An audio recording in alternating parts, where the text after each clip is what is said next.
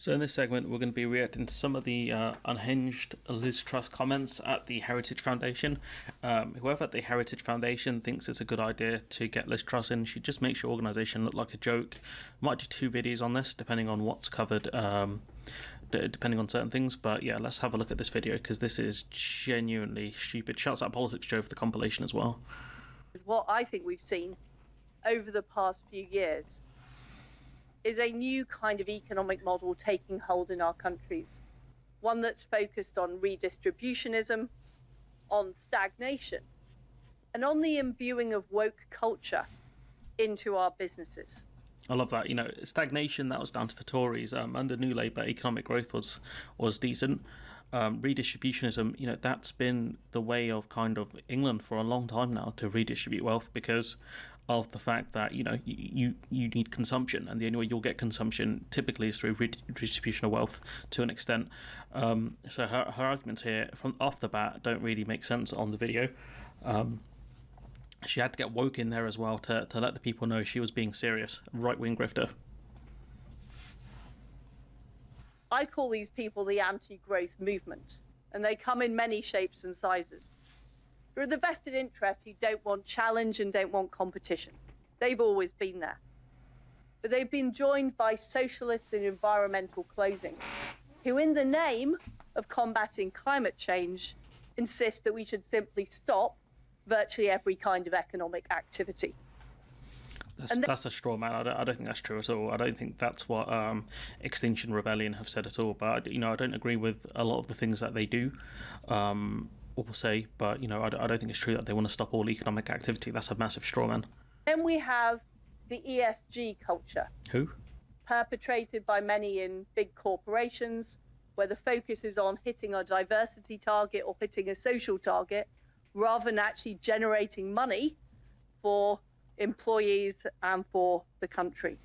Again, so we've got woke, we've got diversity in here, so two giant right-wing buzzwords. So Liz Truss is doing great so far. And of course, this model results in more taxes, it results in more subsidies, and it results in more regulation. I think we can see that with President Biden's Inflation Reduction Act. It's going to cost US taxpayers $400 billion. Okay, and before you go on, what's it going to add to the economy? Because it's bringing manufacturing back to the US. It's bringing manufacturing back to the US, taking it away from other parts of the world. It's going to create, hopefully, good-paying jobs in America, so then Americans will benefit from that. And that money goes a long way in society. It goes to paying for better social services. Workers being able to actually afford healthcare, which is important. So her arguments make no sense. If you look at the impact, I think deindustrialization has had on certain places like Chicago, it's been disastrous for them, taking away so many good paying jobs.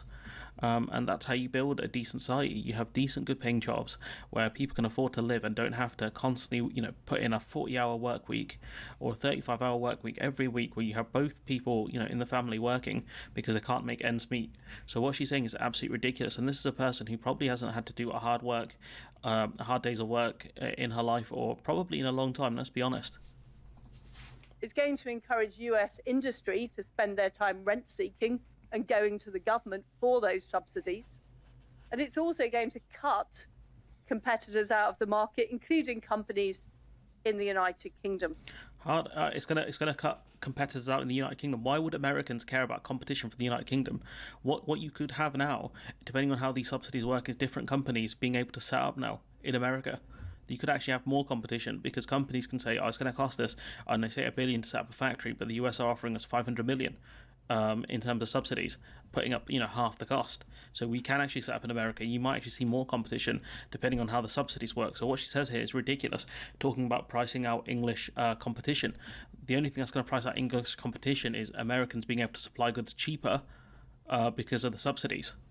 So her arguments make no sense here. Another good example is the UK ban on fracking. Oh no. This is despite the fact that energy costs in the UK are twice what they are in the United States. Fracking's a bad idea. Environmentally, it's disastrous. I think it creates things like sinkholes.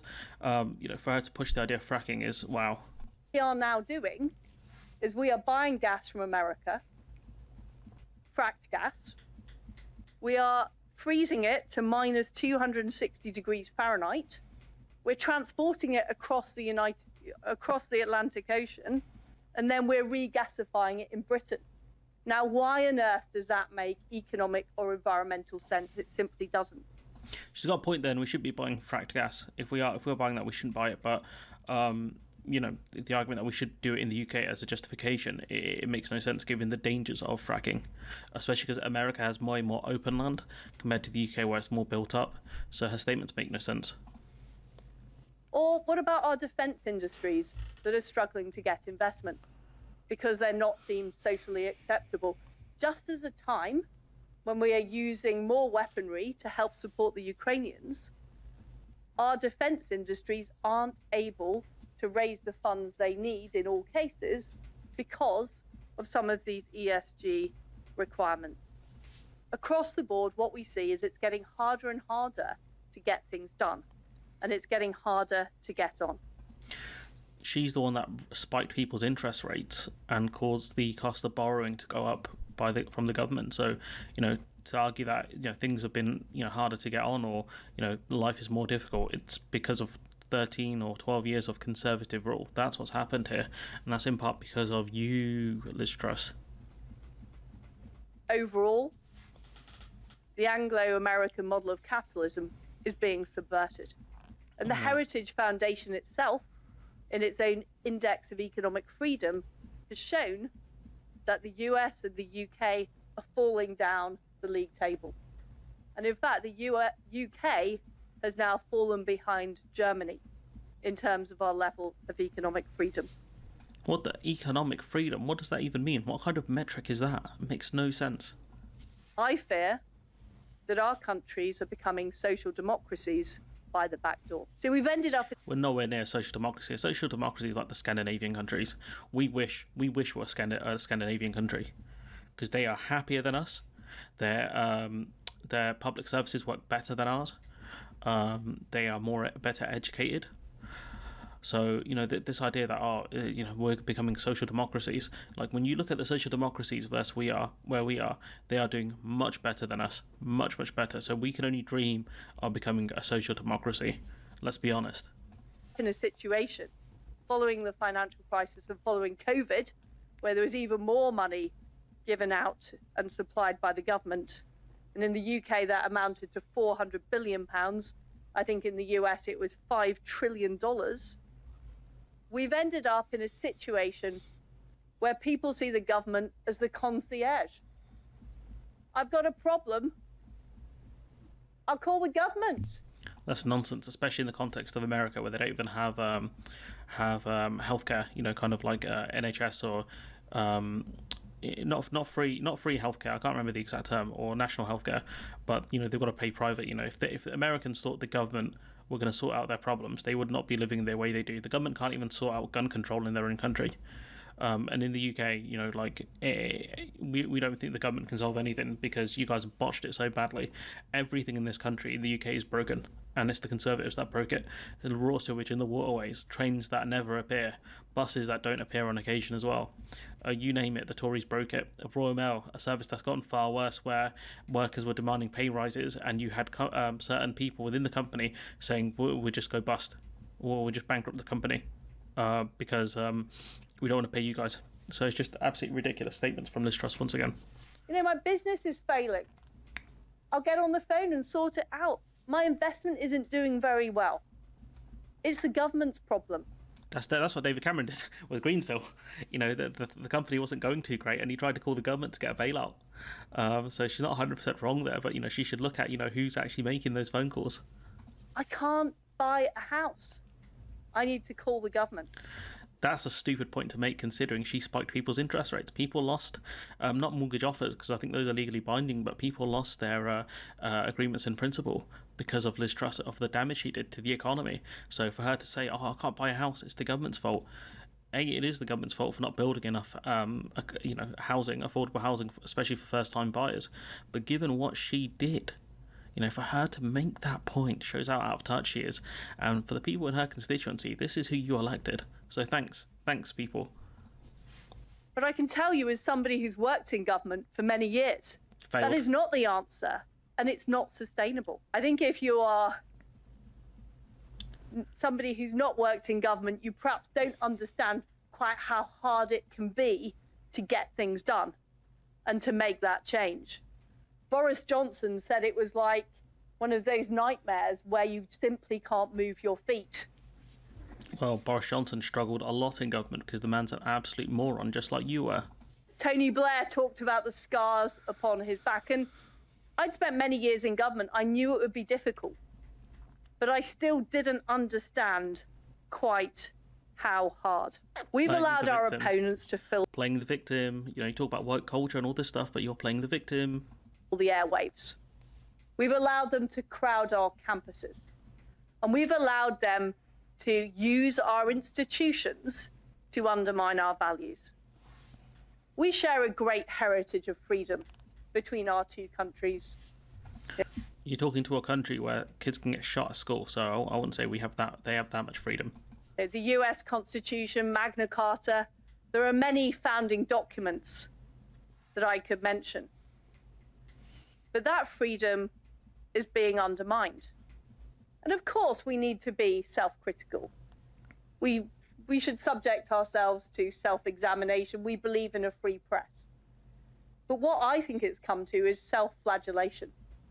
Self-flagellation of the values that made our countries great in the first place.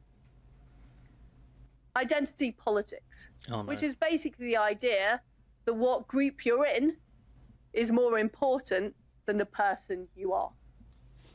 Critical race theory, which says it's more important how you appear on the surface than what your talents and attributes are. Or the whole debate about what is a woman, that completely subverts basic principles of science and biology. These are all core beliefs that we have seen being undermined, and I'm afraid there hasn't been sufficient fight back. And I find it ironic. Hasn't been sufficient fight back. You guys have been stoking all this stuff. You guys have been pushing the culture war. You know, critical race theory, that's all the Americans spoke about for like a good 2 weeks. This idea that, you know, there wasn't a fight back. You guys live the culture war. You know, that's what you guys feed off of, all of that kind of stuff. So this idea that there wasn't enough pushback, if anything, what you do is you create monsters and then you pretend you're the only ones who can defeat the monsters. That's your whole MO. That there's so much criticism within our own societies, and yet so many people also trying to migrate to our countries. I know that the United States has problems at the Mexican border. We have problems in the English Channel with small boats. This idea that, you know, if our countries are so crap, why are people trying to emigrate from? Look where they're trying to emigrate from. You know, I'm not going to speak too much about Mexico. I don't know. You know, there's loads of stereotypes I'm not going to go into, and I think they're unfair. But we do know the gangs have a lot of power there. You know, just like they do in other countries like America. But, you know, I think disproportionately, things like cartels, especially thanks to the drug war that the Americans waged, have, you know, disproportionate amounts of power. But it's not just Mexicans that are crossing the border. You have people from El Salvador, which has, I think, one of the highest murder rates per capita in the world. I think it's a war zone levels. So this idea that, you know, our countries are crap, but yeah, you're still coming here, some sort of own, is ridiculous. There are so many Latin American countries that have struggled because of the USA and their kind of tactics that they used.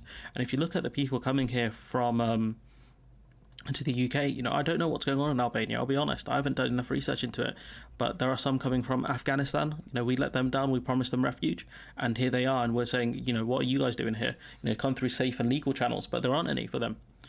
When you look at Syria, for example, a war-torn country that's been absolutely decimated. Iraq, you know, I don't think they're still at war anymore, but, you know, they had to deal with ISIS. They had to deal with a lot of, you know, fundamentalist groups. And there are so many other examples of people coming here from countries that are just absolutely struggling right now. And so, you know, for you to argue, oh, you know, if our country's so bad, how come you keep coming here? It's because it's better where they're coming from. You know, like one of the highest, like I said, El Salvador, one of the highest murder rates per capita. Why would you not want to leave there and go somewhere safe? Honestly. And we're in a situation where people in our own societies appear to be questioning the very value of what we are, whilst others are desperate to get into the country. And it's an extraordinary contradiction. It's not a contradiction when you look at where they came from, right, to where they want to go. You know, it doesn't. Her arguments make absolutely no sense. Absolutely no sense. It's just a basic right-wing talking points. If our country's so bad, why are you desperate to come here?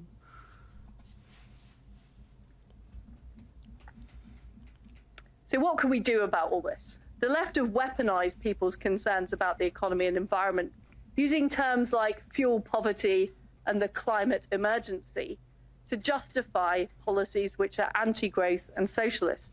Do you know what's anti-growth? The Conservatives are anti-growth because they don't know how to grow the economy. You know, it's kind of like in Spider-Man where he's shouting, "Go, fly, go web, go." That's you guys. And unlike Peter Parker in the film, you guys have still not figured out how to make the economy grow, how to make things fly. You know, this idea that fuel poverty doesn't exist, you know, it shows you that kind of the grift that Liz Truss has gone on to end up at the Heritage Foundation, to end up as Prime Minister.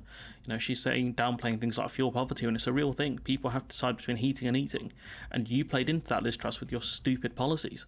You were there for like 40 odd days and you just caused absolute havoc. I've never seen anyone cause so much chaos in such a short time. You know, even the zombie outbreaks in the film 28 days later were less catastrophic than what she did. Maybe we should talk about rising taxes as tax poverty, and the fact that we have. It's not. You know, if you change the tax rate from 45 to 50%, you know, no one's being put into poverty because of that. You know what is she? She's an absolute lunatic. You know, she must have escaped Arkham Asylum at some point. Highest taxes for 70 years as a tax emergency. Yeah, Labour have criticised that, and it's true. You know, the tax rates should not be as high as they are, but you know, the fact is, Brexit, which you became a massive fangirl of, played a part in the damage that it's done. Also, the fact that again, you guys don't know how to grow an economy.